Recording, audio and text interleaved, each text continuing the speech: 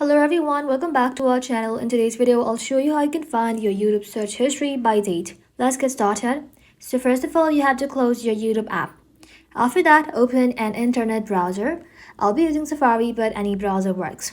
Open up Safari, and then in the search bar, simply search for Google. And just like that, sign in to your Google account. After that, tap on this letter icon right over here. Then tap on Manage Your Google Account. Scroll below and then tap on Data and Privacy.